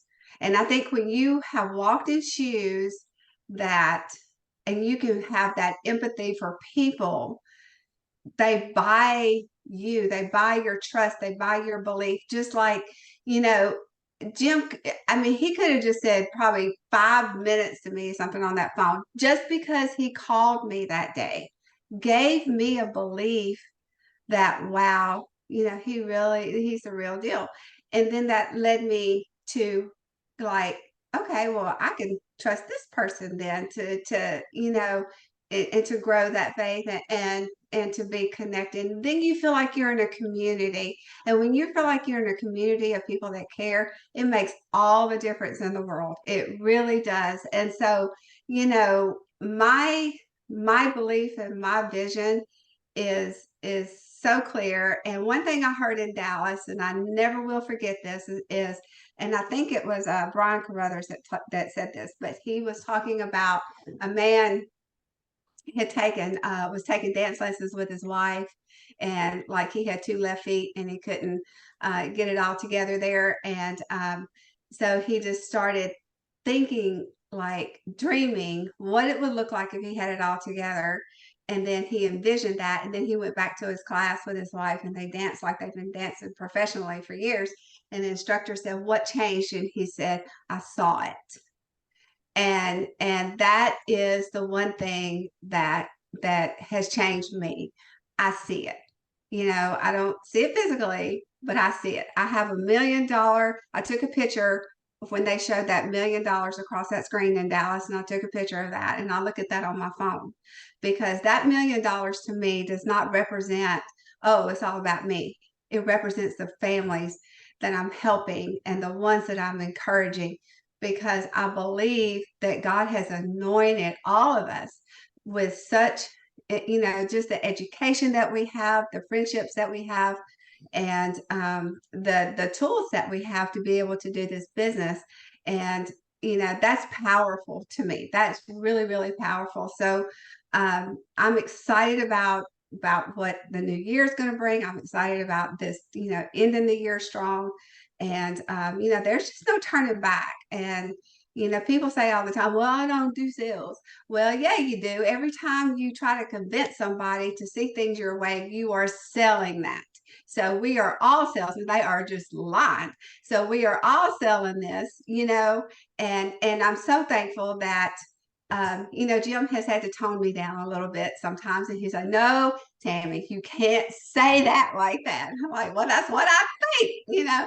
And he's like, no, that's not good. But you know, when somebody can feel that they can tell you that and you not get offensive and you take that and learn from it, because y'all, we learn more in the ditches than you do on the mountaintops. And I have learned so much from all of these leaders on the Zoom. And yes, Yvette, I need to get to know you. So I mean, because you're a great leader, and I love hearing you speak. But you know, I don't compare myself anymore. That was a big thing for me. I'm me. I've learned to be me. You know, if you love me, I am so excited. But if you can't take me, I don't know what to tell you. I mean, I'm just me. You know, and the numbers don't lie, y'all. We have to work the numbers. The numbers don't lie. I mean, people are here to love you and support you, but the numbers don't lie. But staying consistent and staying connected, that has been the one thing that has changed me so much. And yes, I am coming on with that ring and the millionaire club. And I'm just so thankful for David. He introduced me to this business, and I'm so thankful for all of you that have become my family. I wish all of you a happy Thanksgiving, but it's an awesome journey. So Jim, I'm just so honored you asked me to share, so I'm gonna shut up because I know you're telling me quit. Tammy, thank you so much. And what you can't tell in the Zoom is that she's 3 feet tall. You actually have to be in the room to find out that that's exactly how it goes. I was shocked. I wasn't expecting you to be tall, but I was not expecting you to be that not tall. So congratulations on however you're filling out that frame. I don't know how many yellow pages you're sitting on right now, but we love you so much. Tammy, great job, seriously. And you know, let me just say this. Tammy said a lot of nice things about me, and many of you, all of you really have. But whatever I've given to you is because I'm paying forward something I could never pay back from all of the people who came before me. I want to make sure you understand the chain doesn't start with me, so that you understand it doesn't end with you. The chain doesn't start with me, because the reason there's a book called On Purpose is because Steve Melia, when I confided in him that I wanted to write a book, stayed on top of me and said, are you writing? Are you writing every day? How's the book going? Every time I saw him. As a matter of fact, I finished it because I didn't want to face him again, having it not done. The fact is that I'm a Millionaire Club member because the Millionaire Club members like Nick Serba, who were checking in on me and asking me how I was doing, John Gardner, and then later Elizabeth Gardner, Cliff Malloy, all of these people that have done these things, the Mount Rushmore of Legal Shield, have always made time for me. And the only way I can honor that is to provide it back to all of you. And the only way you'll be able to honor that, this is the fun part, is if you radiate it forward. That's what makes us an unstoppable, massive, transformational army. Now, I've got one more speaker for you. His name is Mr. Chris Corley. Some of you know who Chris Corley is. And by some of you, I mean every single one of you, because Chris Corley is someone who's been around. But you know what? He always introduces me, and he always tells the story about how we met in Columbus, Ohio. But now I finally get to tell it from a different point of view, because he doesn't know my point of view. He doesn't know that I'd already had a full breakfast by the time I got a text from Mark Riches that said, hey, we're going to breakfast, me and my new guy. And I'd love if you could pop by. And I said to myself, well, hey, listen, if one breakfast is good, two is going to be great. So, and I knew there was a chance that maybe Mark Riches would pick that breakfast check up. So I strolled down to have that breakfast. And the truth is, and this is a bitter, bitter truth, but I'm going to tell a bitter truth. Truth is, I've met a lot of Mark Riches' new people at events over the years before that. I've met a lot of my own new people at events over the years before that. And a lot of times, I'm not saying I have a crystal ball, but a lot of times I met people that I wasn't sure were going to be around for the long haul. And I was usually right. And here's another thing. When I met Chris Corley, I had this sense that I found a kindred spirit, somebody that, while hopeful more than knowledgeable, hopeful that this was the real deal, not knowledgeable for sure like I was, that it was the real deal, hopeful. This was somebody who, if it was what he was being told it was, I knew he'd be with us forever. And I introduced Chris Corley to Adam Thompson that weekend. And I'm sure you remember seeing Adam Thompson that first weekend do what Adam Thompson does every time: found homeless people and fed them, made sure they had bottled water and that they were comfortable. But, you know, I think, Chris Corley, we introduce you to this organization of people, again, upline, downline, sideline, who cares, but Legal Shield associates, rank and file members of this movement. And you got to see that something bigger than the individual was happening. And I am so grateful, because not only have you stayed with us, but you have transcended to a level where now what we do in a lot of ways is because of the vision that you cast for each of us individually and all of us collectively. So Chris Corley, you're our final speaker. I've got a few thoughts to close it out, but I am excited to hear from you tonight. Go ahead, sir. Thank you so much, Mr. Tanner. And I am just loving this Zoom. It reminds me of how you poured into me 6 years ago when all I had was a belief and a vision. I didn't know how to run a business. I really didn't know much what Legal Shield was, but I had a belief. You know, I'd seen the video of the membership. I had gotten the membership even before I had finished all of the marketing materials. I was sold, you know, and what was weird for me was I was unemployed. I didn't hardly have any money in my checking account. My wife, my dear, sweet wife, was 8 months pregnant, and she was working as a waitress, just trying to make ends meet. And here it is that I spent this money on a family membership for a legal plan, a family membership for an ID Shield plan, and an associate agreement, because I knew this is what I had been praying for. I didn't know how I was going to make money. I didn't know how I was going to even explain it to my wife and my family that I had taken basically the tip money that she was out there pregnant doing, that I had done it on this. But something inside of me, something really transcended, and it was kind of like, you know, and I believe the Lord was telling me, this is your time. This is, yes, you've made mistakes in the past. Yes, you want to reinvent. Yes, you've been praying for something to come your way. This is it. And you know it. I am giving you the vision. This is your vision. Other people are not going to see that vision, but they don't need to see the vision, because I'm not giving it to your wife. I'm not giving it to your mother. I'm not giving it to your sister and your uncle that lives in Long Island. I'm giving this vision to you, and you have got to go and search for people who are searching for what you are offering. You're not the only one, Chris Corley, who is looking for this opportunity, this amazing opportunity to reinvent yourself. You are not the only person, Chris Corley, that is looking for equal justice for all. You are not the only person who has suffered from identity theft and can see the vision that you see. So even though you're going to come in contact with a whole bunch of people that are going to say, no, thank you, no,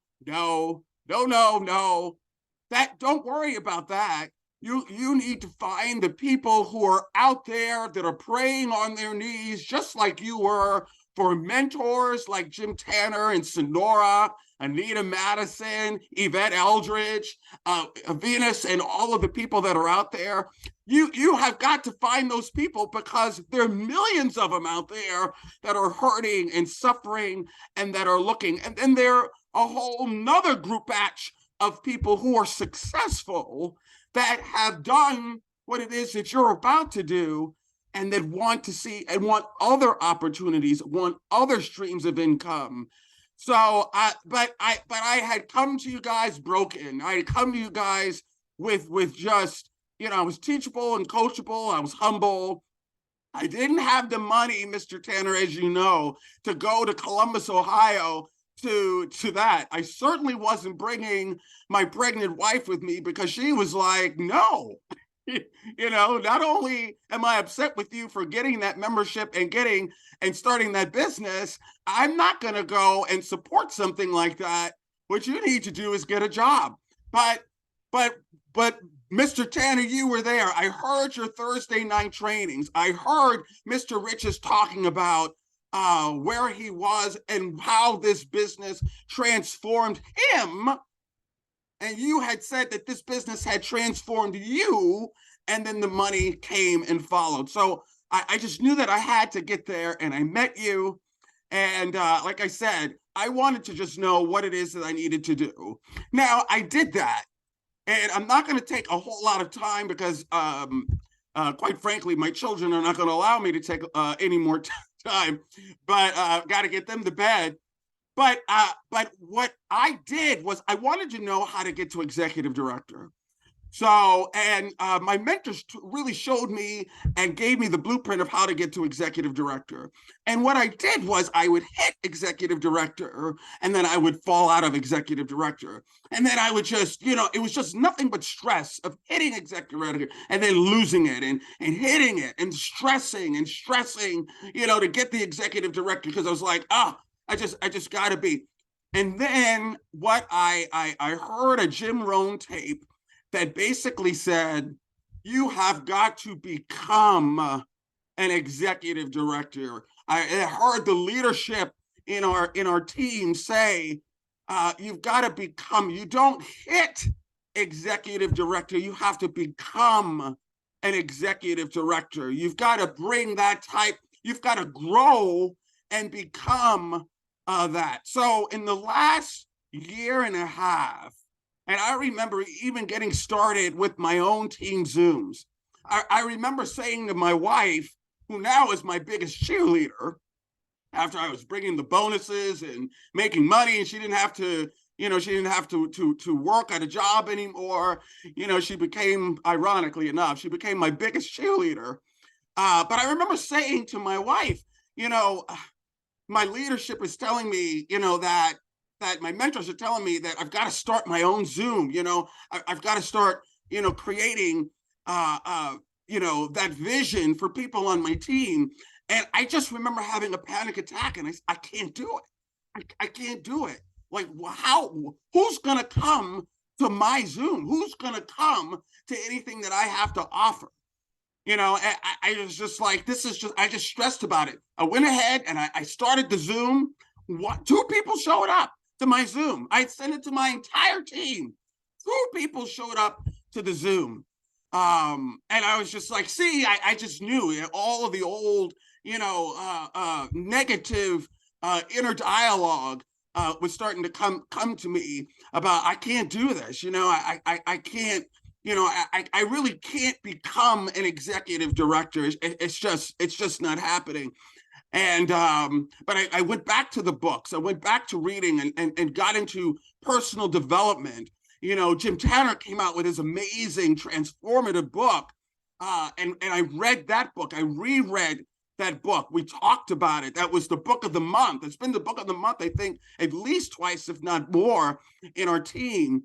But I started getting the confidence. I started getting the belief. I started to borrow the belief of many of you that are on the Zoom and others that this was something that I could do. I could grow into being an executive director, because quite frankly, it wasn't enjoyable stressing, working, 10, 11 hours of just, it was worse than a job doing my Legal Shield business at that time. And so, as many of you have said on the Zoom, what I had to learn to do was to bring value to the people that were coming in my team, and to do what really comes natural to me, and it's just love people on my team, listen to people on my team, guide them into the system, plug them in to what works, plug them into the leadership and the experts like you, Mr. Tanner. Plug my new people into you. And God bless you, sir, for offering yourself to people in your organization and people not in your organization. You will offer your wisdom and guidance to anyone who has the mind and the heart to want to listen and to follow. And I'm so grateful because I plug people into you. I plug people into the leadership. And guess what? They've grown. The ones that want it grow. You know, the ones that want it develop. The ones that want it will search out and take the system, take the suggestions and take it. They'll do it with or without me. And so what's happening is the executive director and the money that comes from it, you know, it's not that it's not hard earned, but my team is growing. It's not that I'm hitting executive director every single month and stressing about the executive director. I've grown to become an executive director, and my service to my team and the value that I bring to my team allows me to become an executive director much earlier in the month than it had been for the years that I had started when I was hitting and falling out and hitting. But my focus, folks, was all about me. It was about how can I hit executive director every single month? How can I get all those bonuses for myself every single month? But when I started to realize what value can I bring to my team, like you, sir, Mr. Tanner, and many of you that are on this Zoom, the value that you bring to anybody that wants it, the universe seems to bless you. It blesses you, it blesses your team, and it blesses your finances, because the more that you give of service to others, it just completely, it doubles and triples back to you. That's something that I've learned just recently in the last year and a half. And I'm telling you, you know, and Mr. Tanner, thank you for partnering with me and my team, and the things that I'm growing into and becoming.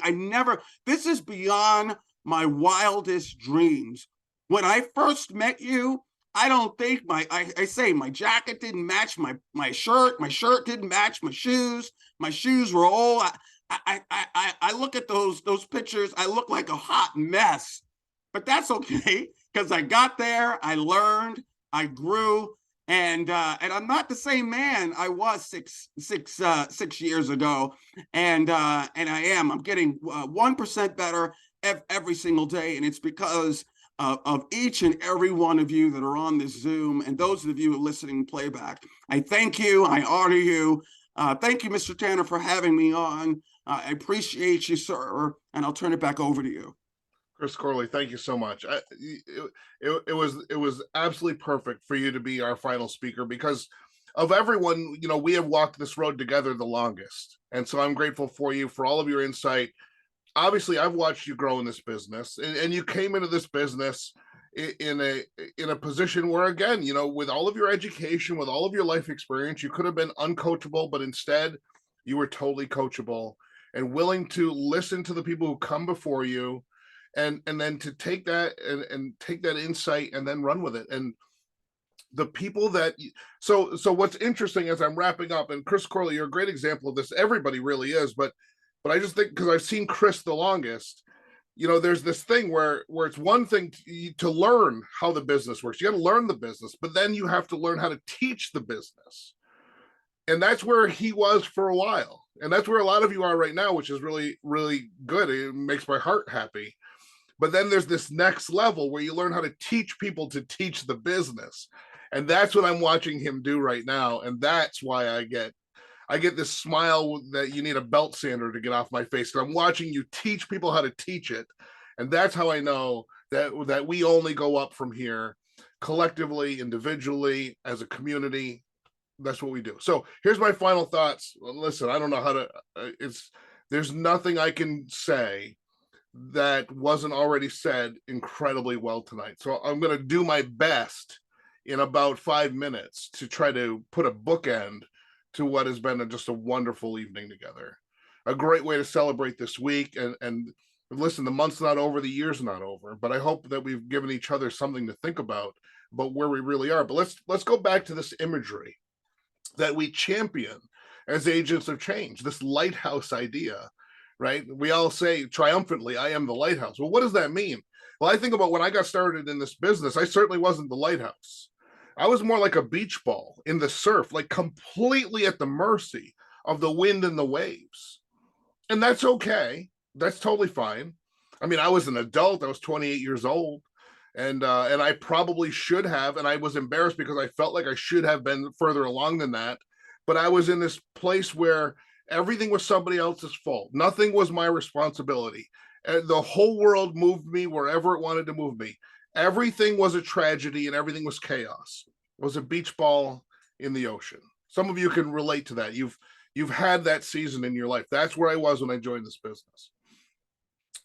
The journey to go somewhere else, and then really that was our first point tonight, right? Is to become someone totally different. Some of you resist that. You say, listen, I like who I am. I don't want to change who I am.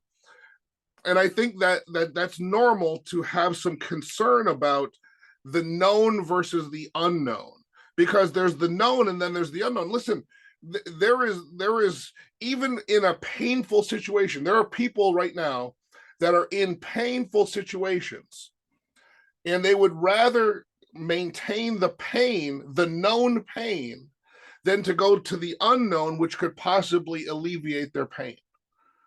That's natural. That's part of the human condition. Nothing you and I are going to do tonight or talk about is going to change that reality. So that's where I was. That's where so many people are. They join the business, and the joining. There's a hope. There's an optimism in the joining.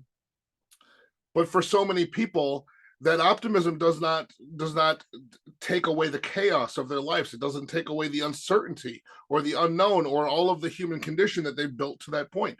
So when we talk about this imagery of the lighthouse, when we talk about what our goals were tonight, which is to have a transparent conversation about transformational change so that we can become someone radically different than who we are, then I just have to say, like, we have that here, because I've watched this, I've witnessed this over in my own journey, and I'm not done.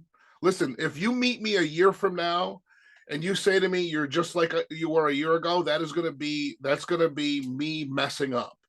I don't want to be the same person 12 months from now that I am right now. I'm glad that I'm not the same person today that I was a year ago, right? I mean, we've all had our things. Like some of us made some big decisions during COVID. One of my big decisions was to get back into proper physical shape so that I could feel good about feeling good, so that I could have my wind, and so that I could have energy to do this business at a higher level. I had let myself go. Some of you have been around a long time. We can look at the pictures. The pictures don't lie. Jim Tanner had stopped prioritizing his health. And then during COVID, I realized that, listen, during that pause, I got a moment of reflection, and I said, I want to reprioritize my health. And isn't that interesting? In a business where we market a legal access plan and identity theft protection, people are losing weight, gaining muscle, moving their bodies, quitting smoking, drinking less, taking better care of themselves. Why?